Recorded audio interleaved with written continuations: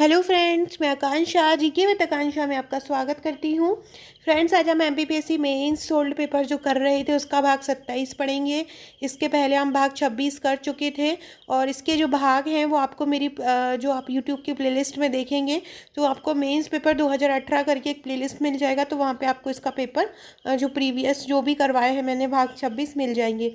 तो चलिए स्टार्ट करते हैं। आगे बढ़ने से पहले चैनल को सब्सक्राइब जरूर कीजिएगा ताकि आने वाले सभी वीडियोस का इन्फॉर्मेशन मिलता रहे। रोज़ मैं एक डेली प्रीलिम्स का एक मेंस का वीडियो लाती हूँ। 2-3 दिन बस थोड़ी व्यस्तता है जिससे वो डेली एमपी करंट अफेयर नहीं ला पा रही हूँ। 2-3 दिन बाद फिर कंटिन्यू हम करंट कर देंगे। और जो आपका प्रीलिम्स का जो हमारा ग्रुप है वहाँ पे भी आपको मैं प्री के लिए पूरा करंट अफेयर जहाँ जहाँ पे फोकस जहाँ जहाँ पे प्रश्न बनते हैं वो मैं आपको प्री के ग्रुप में पूरा करंट अफेयर्स करा दूँगी। तो आप उसकी चिंता बिल्कुल छोड़ दीजिए कि अगर आप प्रीलिम्स की तैयारी कर रहे हैं तो हमारा करंट का क्या होगा। बाकी और सभी कुछ आपको मेरे नोट्स में मिल जाएगा, आपको बस वही पढ़ना है। मेरी 16 फाइल ये मेरे सॉल्व पेपर के नोट्स हैं। सॉल्व पेपर आप परचेस कर सकते हैं अगर आपके पास नहीं है, और अगर आप नहीं परचेस कर सकते तो मैं यहाँ वीडियो में आपको करा ही रही हूँ। तो चलिए स्टार्ट करते हैं। क्वेश्चन है, विधि विज्ञान से क्या तात्पर्य है? विधि विज्ञान में कीटों की क्या भूमिका होती है? देखिए, विधि विज्ञान मतलब होता है कानून से संबंधित विज्ञान। जैसे कि कोई न्यायिक प्रक्रिया हो रही, कोई जांच हो रही है तो उसका पता लगाने के लिए जिन चीज़ों का यूज़ किया जाता है, शोध किया जाता है, तो वो विधि विज्ञान के अंतर्गत आता है। तो इसमें अपन कैसे लिखेंगे कि विभिन्न प्रकार के विज्ञानों का उपयोग करके न्यायिक प्रक्रिया की सहायता करने वाले प्रश्नों का उत्तर देने वाला विज्ञान। क्या है विधि विज्ञान? विभिन्न प्रकार के विज्ञानों का उपयोग करके न्यायिक प्रक्रिया की सहायता करने वाले प्रश्नों का उत्तर देने वाला विज्ञान। देखो फ्रेंड्स, एक बात और मैं आपको बताऊं कि जैसे कि आप कोई क्वेश्चन आप आंसर दे रहे हैं, तो जैसे आप किसी की परिभाषा दे रहे हैं, है ना, तो आप जैसे कि मिश्र धातु की परिभाषा दे रहे हैं तो आपने ऊपर मिश्र धातु लिखा हेडिंग में, फिर आप उसके अंदर लिखेंगे कि दो या दो से अधिक धातु से बने मिश्रण को मिश्र धातु कहते हैं, है ना। तो आपको बस इतना मिश्र धातु हेडिंग डालना और फिर लिखना है दो या दो से अधिक धातुओं से बनी मिश्र धातु, है ना, या दो या दो से अधिक धातुओं से बनी धातु। फिर मिश्र धातु कहते हैं, इतना लंबा मत जाओ क्योंकि यहाँ पे केवल टाइम को लेकर चलना है, बस टाइम को पकड़ के चलना है और लिखना है। टाइम जितना आप कंज्यूम करेंगे, टाइम को जितना बचा पाएंगे और कम टाइम में जितना अच्छा लिख पाएंगे, वो सबसे अच्छी मेंस की खासियत है। तो विज्ञान है, ये न्यायिक प्रश्न किसी अपराध से संबंधित हो सकते हैं जो किसी दीवानी मामलों से जुड़ सकते हैं। ये न्यायिक प्रश्न किसी भी अपराध से संबंधित हो सकते हैं जो दीवानी मामलों से जुड़े होते हैं। विधि विज्ञान में कीटों की सहायता से अध्ययन को न्यायिक विधि कीट विज्ञान कहते हैं। जब हम किसी जांच के लिए कीटों का यूज़ करते हैं तो उसको हम विधि विज्ञान में कीट विज्ञान बोलते हैं। इन कीटों के अध्ययन द्वारा चिकित्सक विधिक उद्देश्य की पूर्ति की जाती है। कीटों के माध्यम से मृत्यु का समय और अपराध की व्याख्या की जा सकती है। जैसे ही किसी की मृत्यु होती है, शरीर का क्षरण आरंभ हो जाता है जिसका कारण फंगस, बैक्टीरिया और कीट हो सकते हैं। कि जैसे ही हम किसी की मृत्यु होती है या शरीर का क्षरण होता है तो उसके कारण फंगस और बैक्टीरिया और कीट क्या हो जाते हैं? नष्ट हो जाते हैं। तो इस प्रकार से फ्रेंड ये हमारे 6 नंबर के प्रश्न चल रहे हैं। 6 नंबर में जो पूछा है वही लिखना है, एक्स्ट्रा नहीं लिखना है। आप सोचो कि हम 6 नंबर में भी 2 पेज लिख दे, 3 पेज लिख दे, तो ऐसा बिल्कुल नहीं करना है। 2 पेज 3 पेज लिखेंगे तो फिर वो आपका 15 नंबर और 3 नंबर वाला सब छूट जाएगा और पेपर में सब कुछ हो जाएगा, काम खत्म हो जाएगा। इसलिए एक पेज ही लिखना है, जितना पूछा है कितना भी अच्छा लिख दो, 5-4 से ज़्यादा नंबर नहीं देते हैं। नेक्स्ट क्वेश्चन है, सुदूर सुग्राहिता पर आप क्या समझते हैं? तो सुदूर सुग्राहिता, देखो सुदूर मतलब दूर, सुग्राहित दूर से ही हमको कोई चीज़ में आसानी मिल रही है, ये वर्डिंग से, इसके वर्डिंग से समझ में आ रहा है। अब हम इसको कैसे डिस्क्राइब करेंगे, आंसर को कैसे लिखेंगे? तो किसी वस्तु के सीधे संपर्क में आए बिना उसके बारे में आंकड़े संग्रह करना। कि डायरेक्ट संपर्क में नहीं आ रहे हैं हम और किसी वस्तु के सीधे संपर्क में आए बिना उसके बारे में आंकड़े संग्रह करना। वर्तमान परिप्रेक्ष्य में सुदूर संवेदन का तात्पर्य है कि आकाश में स्थित किसी प्लेटफॉर्म से पृथ्वी के किसी भूभाग का चित्र लेना।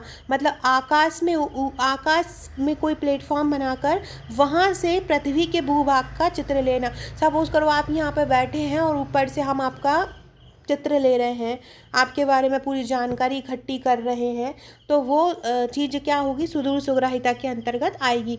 कोई भूभाग की हमको जानकारी लेना है कि जैसे कि कहीं पे कोई बम फूटा है या कहीं पे कोई नुकसान हुआ है, कहीं पे बाढ़ आई है, तो उसकी जानकारी, किसी क्षेत्र विशेष की जानकारी को हम अगर चित्र द्वारा समझते हैं, चित्र लेते हैं ऊपर से, तो वो सुदूर मतलब ऊपर से ले रहे हैं, दूर से ले रहे हैं, तो वो सुदूर सुग्राहिता के अंतर्गत आता है।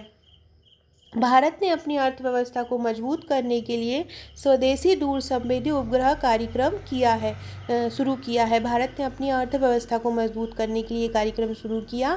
भारत द्वारा दूर संवेदी उपग्रह को ध्रुवीय कक्षा में स्थापित कर इससे पृथ्वी के गर्भ में छुपे संसाधनों की विश्वसनीय और प्रामाणिक जानकारी प्राप्त करने की प्रणाली भारतीय सुदूर संवेदन प्रणाली कहलाती है। तो भारत द्वारा इसको सुदूर ध्रुवीय कक्षा में स्थापित किया जाता है और वहाँ से पृथ्वी के गर्भ में जितने भी अनमोल संसाधन छुपे हुए हैं उनकी जो है जानकारी ली जाती है। वर्तमान में कौन कौन से सुदूर संवेदन उपग्रह कार्यरत हैं, तो वो भी अपन लिख देंगे।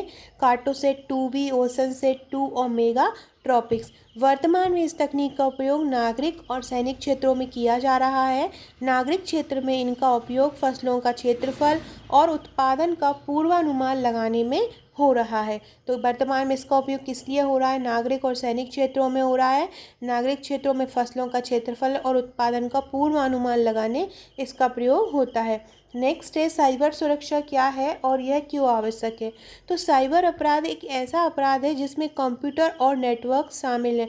मतलब कंप्यूटर से संबंधित जहाँ पे जो भी अपराध हैं वो साइबर सुरक्षा के अंतर्गत आते हैं, या कंप्यूटर से संबंधित जो भी सुरक्षा है वो साइबर सुरक्षा के अंतर्गत आती है। किसी भी कंप्यूटर का आपराधिक स्थान पर मिलना या कंप्यूटर से कोई अपराध करना कंप्यूटर अपराध कहलाता है। कंप्यूटर सुरक्षा या आईटी सुरक्षा का कार्य कंप्यूटर सिस्टम को चोरी से रोकने, उसके हार्डवेयर सॉफ्टवेयर जानकारी को नुकसान होने से बचाने के साथ साथ उसकी सेवाओं के विघटन और गुमराह होने से बचाने से संबंधित है। मतलब कंप्यूटर का कोई सिस्टम चोरी हो जाए, गलत उसको नुकसान पहुंचा दिया जाए, उनका से गुमराह किया जाए, तो कंप्यूटर सुरक्षा उससे संबंधित है। इसकी आवश्यकता क्यों है साइबर सुरक्षा की, कि आजकल क्या देख रहे हैं हम लोग, कोई भी हमारे अकाउंट से पैसे निकाल लेता है, बैंकों में बहुत ज़्यादा धोखाधड़ी हो रही है, नकली ईमेल से धमकी आ रहे हैं, ऐसे 12 साइबर अपराध है, उनसे रोकने के लिए साइबर सुरक्षा आवश्यक है। साइबर अपील ट्रिब्यूनल जो देश में एकमात्र साइबर कोड है की अपनी वेबसाइट भी नहीं है। आईटी से जुड़े मुकदमे में सबसे बड़ी चुनौती डिजिटल एविडेंस को सुरक्षित रखने की होती है। आईटी तकनीकियों द्वारा इसे नियंत्रित किया जाता है। निष्कर्षतः बायोमेट्रिक जैसी तकनीक द्वारा पहचान निर्धारित करके इसको रोका जा सकता है। अब एक ये सवाल है कि रमेश के पिता रमेश से 27 वर्ष बड़े हैं। 5 वर्ष बाद रमेश की आयु उसके पिता की आयु का अनुपात 2:3 हो जाएगा। दोनों की वर्तमान आयु गणना करो। बहुत ही सरल क्वेश्चन है, 10वीं लेवल का क्वेश्चन है कि देखिए रमेश के पिता रमेश से बड़े हैं, जिससे बड़े होते हैं उसको अपन x मानते हैं। तो रमेश को हमने वो क्या माना, x, और रमेश के पिता उससे कितने बड़े हैं, 27, तो कितना हो जाएगा x + 27। दोनों रमेश की पिता और उनकी आयु का अनुपात 2:3 है। मतलब रमेश के पिता और रमेश की आयु का अनुपात कितना है, 2:3। अब हम 3 का x धन 5 में गुणा कर लेंगे और 2 का x में करेंगे, तो 3 का करेंगे। देखिए अब x + 5 तो उनकी आयु का अनुपात है और उससे कितने बड़े हैं, 27 वर्ष बड़े हैं। अब 5 वर्ष बाद पूछ रहे हैं, तो 5 वर्ष बाद रमेश की में भी 5 जुड़ जाएंगे और उनके पिता के में भी 5 जुड़ जाएंगे, और उनकी आयु का अनुपात कितना है, 2:3, मतलब 2/3। 3 का हम इसमें गुणा कर देंगे, 2 का इसमें गुणा कर देंगे, है ना। तो जब हम 27 और 5 32 हो जाएगा। 3 का इसमें करेंगे तो 3 का x में करेंगे 3x, 3 5 15, 2 का x में करेंगे 2x, और 32 दूनी 64। अब x वाली डिजिट को एक साइड कर लेंगे, 2x को इधर ले आएंगे, 2x माइनस का हो जाएगा, 15 को उधर ले जाएंगे, 15 माइनस का हो जाएगा 16, 64 में से 15 माइनस कर देंगे तो कितना जाएगा 49। तो रमेश की आयु कितनी हो जाएगी 49 हो जाएगी, और उनके पिता उनसे 27 साल बड़े हैं तो उनकी कितनी हो जाएगी, उसमें 27 प्लस कर देंगे तो उनकी 76 हो जाएगी। सो फ्रेंड्स ये थे हमारे आज के, और भी एक और है, मिश्र धातु क्या है उसके उपयोग लिखिए। तो दो या दो से अधिक धातुओं का पूर्ण या आंशिक विलयन क्या कहलाता है, मिश्र धातु कहलाता है। इस्पात एक मिश्र धातु है, स्टील, इस्पात अपने स्टील जो नॉर्मल घर में बर्तन होते हैं। मिश्र धातु के गुण जो होते हैं उसमें मिलने वाले जो एक जैसे मिश्र धातु जैसे कि तांबा है, ये सॉरी पीतल है, तो पीतल में तांबा और जिंक और ये मिले होते हैं तो उसमें क्या होता है, सबके गुण मौजूद होते हैं। तो ये बोल रहे हैं जो मिश्र धातु होती है उसमें जो भी संघटक मिले रहते हैं सभी के गुण मौजूद होते हैं। इस्पात जो है वो लोहे की अपेक्षा अधिक मजबूत होता है। उदाहरण मिश्र धातु के क्या हो जाएंगे, कांसा, पीतल, टांका, सोल्डर आदि। कुछ महत्वपूर्ण मिश्र धातु हैं जैसे कि पीतल है जिसमें तांबा 75% और जस्ता 25% होता है, कांसा तांबा 75% होता है और टिन 25% होता है। तो इस प्रकार से फ्रेंड आज के हमने क्वेश्चन किए। आप हमारा ऐसा ये सॉल्व पेपर हैंड रिटन ले भी सकते हैं। इसकी सॉफ्ट कॉपी की प्राइस 1200 रुपये, हार्ड कॉपी 2000 रुपये का है। क्योंकि इसमें 1300 पेपर हैं और सभी हैंड रिटन हैं, सॉरी 1300 पेजेस हैं और 5 साल के पेपर कवर किए गए हैं, तो इसलिए इसमें पेज ज़्यादा हो गए हैं क्योंकि टॉपिक वाइज कवर किया हुआ। तो जिस क्वेश्चन का जितना आंसर हमको लिखना है, 15 नंबर का आंसर अगर हमको 3 पेज में लिखना तो 3 पेज में 4 पेज में कवर किया गया है, जिसके कारण इसके पेजेस ज़्यादा हो गए हैं, जिसके कारण इसका चार्ज ज़्यादा है। तो आप अगर लेना चाहते हो तो ले सकते हैं, अदरवाइज़ अगर आप नहीं ले सकते हैं तो आप वीडियो से भी कवर कर सकते हैं। Okay friends, thank you.